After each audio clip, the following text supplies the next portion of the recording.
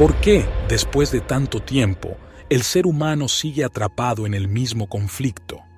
No solo en las guerras, en las ideologías enfrentadas, en las fronteras que dividen territorios, sino en la lucha interna, en el desgarro constante entre lo que es y lo que cree que debería ser. La historia se repite bajo distintas máscaras. El individuo fragmentado crea sociedades fragmentadas. Las sociedades fragmentadas generan estructuras de poder. Las estructuras de poder alimentan nacionalismos, religiones, sistemas de pensamiento que refuerzan la separación, y así el círculo sigue girando. Pero, ¿es la división un hecho inevitable o una construcción de la mente? ¿Existe fuera del pensamiento o es el pensamiento mismo el que la genera y luego busca corregir su propia fractura? Cuando decimos mi país y tu país, mi creencia y la tuya, mi identidad y la del otro, ¿estamos señalando algo real o simplemente repitiendo ideas heredadas, sostenidas por la memoria? Desde que nacemos, la mente cae dentro del molde de un sistema que ya existía antes de nuestra llegada. No elegimos nuestra cultura, ni nuestras creencias, ni el idioma con el que pensamos. Crecemos dentro de una estructura mental prediseñada que nos dice quiénes somos, a qué grupo pertenecemos, qué es correcto y qué es falso, y sin darnos cuenta, perpetuamos la fragmentación, la misma división que ha existido por siglos. Pero la fragmentación no ocurre solo en lo externo. El mismo mecanismo se repite dentro de cada individuo. La mente dice, debo cambiar, debo mejorar, tengo que ser mejor. Pero, ¿quién es ese yo que quiere cambiar y quién es el yo que debe ser cambiado? ¿No es el mismo pensamiento dividiéndose a sí mismo, creando la ilusión de que hay un observador distinto de lo observado? Si miramos sin interpretación, sin traer ideas previas, ¿queda alguna división o solo la percepción pura? Esa es la pregunta esencial. ¿Existe realmente la separación o es solo una ilusión profundamente arraigada? Si desaparece la idea de un yo distinto del otro, ¿qué pasa con el conflicto? Si la mente no se percibe fragmentada, ¿qué ocurre con lo que llamamos el mundo? No estamos buscando respuestas. Toda respuesta es solo el pasado tratando de encajar en el presente. Solo queda observar, sin interpretar, sin justificar, sin rechazar. ¿Puede la mente ver sin interferencia? Y si no hay división, ¿qué queda? La fragmentación no comienza en la sociedad, en la política o en la cultura. No surge con la educación ni con las creencias que heredamos. Comienza en la mente. Desde el momento en que aparece el yo como algo distinto de lo que lo rodea, la división ya ha ocurrido. Y a partir de ahí, esa división se multiplica sin cesar, entre lo que soy y lo que quiero ser, entre lo que poseo y lo que me falta, entre mis ideas y las del otro, entre el pasado que me define y el futuro que persigo. Pero ¿qué es ese yo al que nos aferramos? No es una entidad separada ni un núcleo sólido dentro de nosotros. Es un proceso en movimiento, un flujo constante de recuerdos, miedos, deseos y experiencias acumuladas. El yo no es más que su contenido. No existe sin la memoria que lo alimenta, sin la identificación con lo que ha vivido, sin los relatos que ha construido sobre sí mismo. Pero si el yo es solo contenido, ¿qué ocurre con ese contenido? Aquí entra lo que llamamos subconsciente, aunque en realidad no hay una frontera clara entre lo consciente y lo que permanece oculto.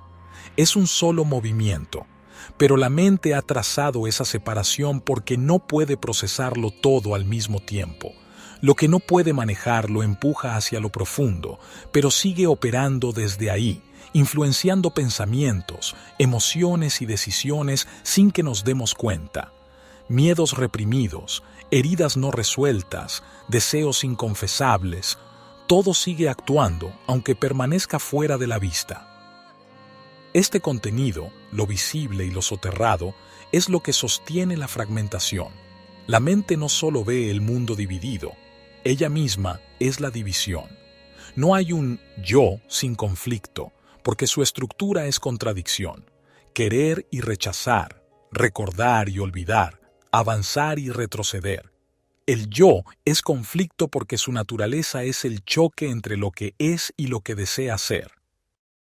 Pero esta fragmentación no solo ocurre en la relación entre el individuo y el mundo. Incluso dentro de nosotros se han impuesto fronteras artificiales. Nos han enseñado que hay una diferencia entre pensamiento y emoción, entre razón y sentimiento, entre lo que sabemos y lo que intuimos. Pero, ¿es esa separación real o es solo otra ilusión? Cuando sentimos miedo, tristeza o placer, el pensamiento interviene de inmediato, lo nombra, lo traduce en palabras. Pero si no existieran esas palabras, ¿sabríamos lo que sentimos? Sin el concepto de tristeza, ¿existiría la tristeza tal como la conocemos? ¿O solo habría una sensación pura, sin historia, sin identidad, sin continuidad? El pensamiento no solo registra la emoción, sino que la moldea, la refuerza, la convierte en parte de su estructura. Aquí es donde surge otra trampa. Al darse cuenta de su fragmentación, la mente intenta escapar de ella, convertir la comprensión en un método, en un proceso gradual para salir del conflicto, pero cualquier intento del yo por eliminar la fragmentación es solo una nueva forma de dividir. No hay forma de desmantelar la ilusión por partes, porque la fragmentación misma es la ilusión. O se ve por completo, o no se ve. El salto fuera ocurre en el instante en que se percibe, no en un recorrido que promete una salida. No se trata de encontrar una respuesta, porque toda respuesta sigue siendo parte del mismo juego. Se trata de ver. ¿Puede la mente observar su propio movimiento sin interferencia, sin dividirse en observador y observado? Si no hay un yo separado del pensamiento, ¿qué ocurre con la fragmentación? Y si se ve la división como una ilusión total, ¿queda algo que dividir? Desde siempre, el ser humano ha creído que puede cambiarse a sí mismo. Se nos dice que al observar nuestros pensamientos, nuestras reacciones y nuestros miedos, podemos transformarnos, evolucionar, alcanzar un estado mejor. Pero, ¿quién es el que observa? Cuando dices, debo cambiar, debo entenderme mejor, debo superar esta emoción, ¿quién es ese yo que observa y quién es el yo que debe ser cambiado? Aquí hay una fragmentación que rara vez cuestionamos. Parece haber un yo que es consciente de sí mismo, que evalúa sus pensamientos y emociones y decide qué hacer con ellos. Pero, ¿existe realmente ese observador separado de lo observado o es solo otro truco del pensamiento? Observemos un árbol. Entre el observador y el árbol hay una distancia física evidente. Pero cuando miramos dentro de nosotros mismos, cuando sentimos miedo o ira, ¿hay realmente una distancia entre el observador y la emoción? Antes de que el pensamiento etiquete la sensación como miedo o ira, ¿existe realmente una división o solo hay una experiencia pura sin un yo que la posea? Pero en cuanto la mente nombra la emoción y la coloca frente a sí misma, ya la ha convertido en algo separado. Y así surge la dualidad interna, el que siente y lo sentido, el que observa y lo observado, el que quiere cambiar y lo que debe ser cambiado. El yo no surge de manera espontánea, es una construcción. Desde el nacimiento, la familia, la cultura, la educación, la religión, todo contribuye a darle forma. Nos dicen quiénes somos, qué debemos valorar, qué es correcto y qué no. Y con cada experiencia, cada recuerdo, cada identificación, este yo se fortalece, se expande y se vuelve la base de nuestra identidad. Pero este es el único modo de vida que conocemos. No podemos concebir otro. La sociedad solo acepta a quienes operan dentro de su estructura psicológica. Un individuo sin identidad, sin deseos, sin temores que lo definan, no encajaría en el sistema, porque éste necesita individuos que funcionen dentro de su orden establecido. Lo que llamamos conciencia individual no es más que una acumulación de imágenes almacenadas en la memoria, un molde que hemos recibido y al que nos hemos adaptado sin cuestionarlo. Y este molde no permite la posibilidad de una existencia fuera de él. Si alguien viera la falsedad de esta estructura y dejara de actuar conforme a ella, quedaría fuera del sistema. El subconsciente juega un papel aún más sutil. Ha acumulado imágenes de lo que creemos ser, de lo que debemos ser, de lo que queremos evitar. Y esas imágenes crean la ilusión de que hay un yo que observa desde una distancia, un yo que puede analizarse y cambiarse a sí mismo, pero no es el observador simplemente otra imagen más, creada por la memoria. Si el observador y lo observado son lo mismo, todo intento de cambiarse a uno mismo es solo una lucha interna dentro de la misma estructura. Es como un perro persiguiendo su propia cola. El que analiza el miedo es el mismo miedo. El que trata de controlar el enojo es el mismo enojo actuando en otro nivel. Es el pensamiento dividiéndose y luego tratando de resolver la fragmentación que él mismo ha creado. Si esto es cierto, ¿qué sentido tiene seguir intentando cambiarse a uno mismo? No estamos diciendo que el ser humano deba quedarse en su miseria y sufrimiento, pero si el cambio real es posible, no puede venir de la lucha entre dos fragmentos que en realidad son el mismo movimiento. La pregunta es, ¿puede la mente ver esto directamente? No como una idea, no como un concepto, sino como un hecho que se revela en la observación pura. Si el observador desaparece, si no hay distancia entre lo que se ve y lo que se es, ¿qué queda? ¿Existe la posibilidad de una percepción sin división, sin un yo que intente cambiar lo observado? Si no hay observador, solo hay percepción, y en esa percepción ¿puede existir el conflicto? Siempre se nos ha dicho que el ser humano puede evolucionar, que con suficiente disciplina, conocimiento y esfuerzo, llegará a un estado superior de conciencia, de sabiduría, de libertad. Pero, después de milenios de historia, ¿ha ocurrido realmente ese cambio o es solo una ilusión cuidadosamente sostenida? Miremos el mundo tal como es. La educación ha intentado formar individuos más racionales, más éticos, más inteligentes, pero ¿ha transformado la naturaleza humana? Las religiones han predicado amor, compasión, paz, pero han erradicado el miedo, la violencia, la ambición. La civilización ha avanzado en tecnología, en organización social, en conocimiento, pero ha desaparecido el conflicto interno del ser humano. No, seguimos atrapados en la misma estructura psicológica, seguimos con miedo, seguimos deseando poder, seguimos dividiendo el mundo en bandos, en creencias, en ideologías, seguimos persiguiendo seguridad, aferrándonos a la idea de que con más tiempo, más esfuerzo, más sistemas, la humanidad será diferente. Pero, ¿y si todo esto fuera solo un espejismo? La mente ha creado la ilusión del progreso psicológico, de la evolución interna. Nos dice, hoy estoy aquí, mañana seré mejor. Hoy tengo miedo, pero con práctica aprenderé a superarlo. Hoy sufro, pero con el tiempo encontraré paz. Esta es la estructura del pensamiento. Proyectarse en el tiempo, imaginar un futuro donde todo estará resuelto. Pero aquí está el problema. El tiempo no cambia la estructura fundamental del yo.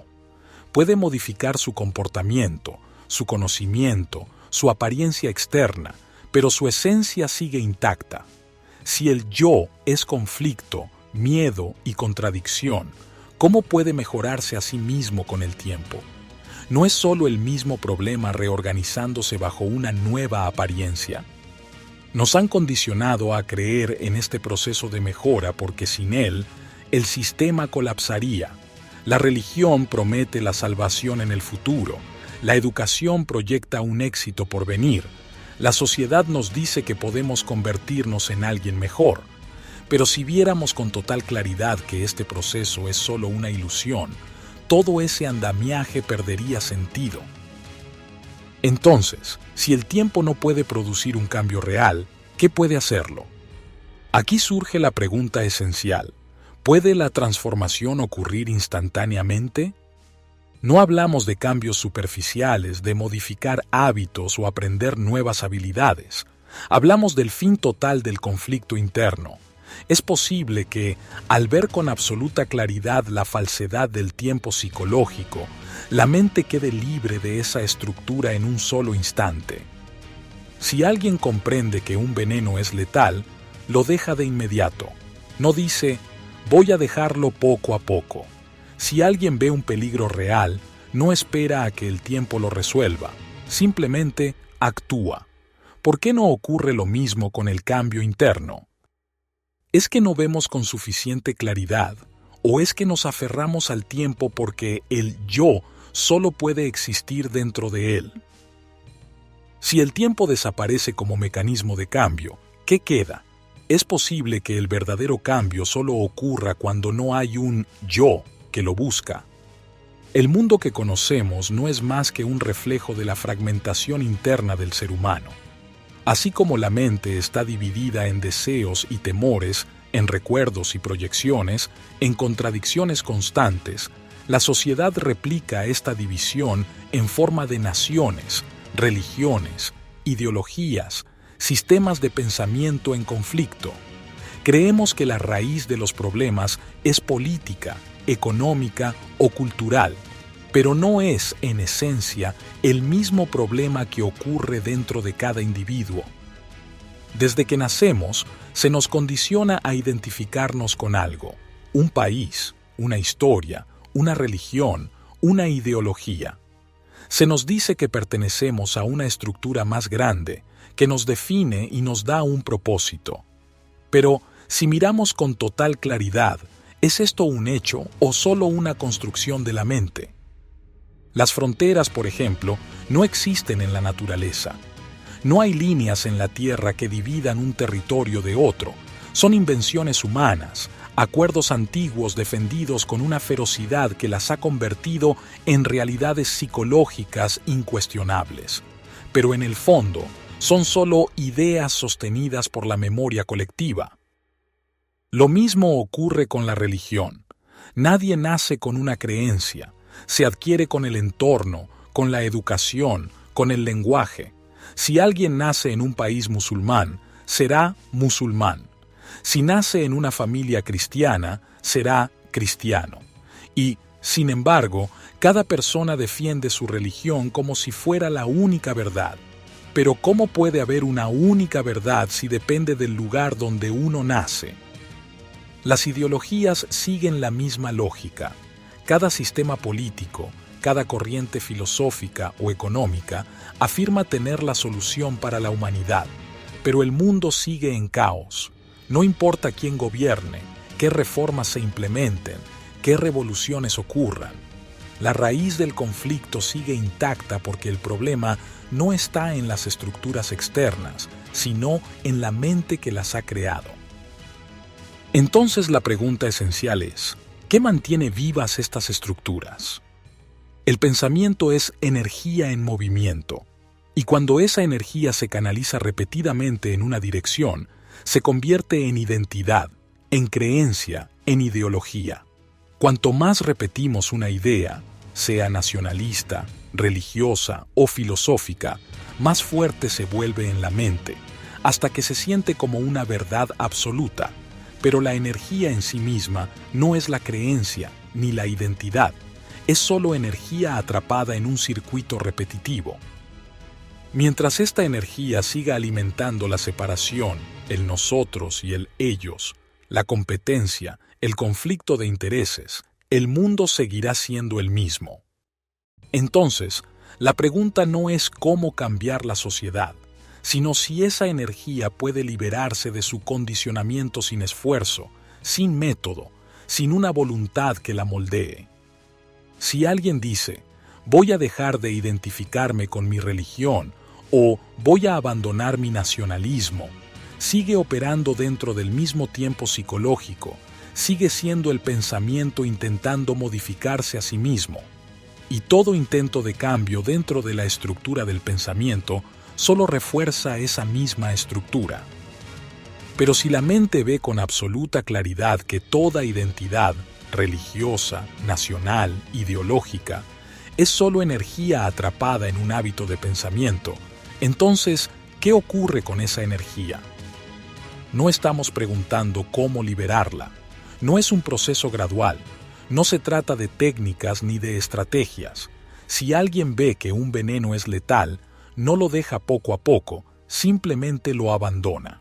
Si alguien percibe un peligro real, no espera a que el tiempo lo resuelva, actúa en el instante. ¿Por qué no ocurre lo mismo con la energía atrapada en la división? ¿Es que no vemos con suficiente claridad o es que nos aferramos a la separación porque sin ella, el yo deja de tener sentido? Si la división desapareciera de la mente, si ya no viéramos el mundo en términos de nosotros y ellos, seguiría existiendo el conflicto externo. Seguiría existiendo lo que llamamos sociedad, nación, religión. La cuestión no es cómo reformar el mundo, sino si la mente puede ver el mundo sin la interferencia de la división. Si esa división cesa, ¿qué queda del mundo que conocemos? La fragmentación, el yo, el tiempo psicológico, la ilusión de identidad, todo esto ha sido una estructura repetida hasta el cansancio, un mecanismo que se alimenta de sí mismo para seguir existiendo. No hay cambio real dentro de ese marco, porque cualquier intento de cambiar sigue operando dentro de la misma fragmentación. Todo esfuerzo por trascenderla no hace más que reforzarla. Pero si la mente ve esto con absoluta claridad, sin intentar modificarlo, sin esperar un resultado, sin seguir la inercia del pensamiento que quiere encontrar una respuesta, ¿qué ocurre? La percepción real no nace del análisis ni de la voluntad de comprender. No es el resultado de un método ni de la práctica. La mente ha sido condicionada a creer que el entendimiento llega con el tiempo, que la transformación es un proceso, que el despertar es un camino. Pero el tiempo es solo la continuidad del yo, y el yo, en su núcleo, es conflicto. Cuando ves un peligro real, actúas sin pensar. No hay proceso, no hay duda, no hay método, solo hay acción. ¿Es posible que la mente vea la falsedad de la dualidad con esa misma inmediatez? No porque se lo proponga, sino porque la percepción pura no requiere esfuerzo. La pregunta no es cómo hacerlo. Cualquier cómo introduce tiempo, introduce espera, introduce un futuro, y en el futuro el pensamiento sigue proyectándose a sí mismo. No hay método, no hay técnica, no hay práctica, solo hay ver o no ver. Si en este instante, sin moverte en ninguna dirección, sin buscar nada, sin tratar de llegar a una conclusión, la mente ve que toda lucha es una ilusión, que el observador es lo observado, que el tiempo psicológico es solo una repetición del pensamiento, que la identidad es solo energía atrapada en un ciclo de memoria. Si esto se ve con total lucidez, sin que el pensamiento lo toque, sin que el yo lo convierta en otra idea a seguir o rechazar, ¿qué queda? No lo describas, no lo nombres, porque el instante en que lo nombras ya lo has convertido en una idea más, en un fragmento más dentro del tiempo. Solo obsérvalo. Y en esa percepción sin esfuerzo, sin división, sin el movimiento del yo, ¿queda aún algún conflicto? No hay respuesta verbal para esto, o lo ves o no lo ves. Gracias por acompañarnos en esta reflexión en el canal de La Quinta Dimensión. Si este contenido te ha inspirado, te invitamos a seguir nuestro canal, suscribirte y compartir esta indagación con otros que también puedan beneficiarse de ella. Hasta pronto. La quinta dimensión no es un destino, sino el fin de la ilusión. Cuando la dualidad desaparece, ¿qué es la verdadera mente religiosa? Más allá de creencias y sistemas, existe la posibilidad de una mente libre. Cuando el yo y su búsqueda cesan, lo real puede manifestarse. El canal de la quinta dimensión. Cuestiona lo establecido, descúbrelo por ti mismo. El pensamiento ha creado ilusiones, pero verlas es el inicio de la libertad. ¿Es posible vivir sin el peso del tiempo psicológico? ¿Qué queda cuando el pensamiento ya no impone su narrativa? La mente ha sido moldeada por la sociedad. ¿Puede liberarse de sus límites?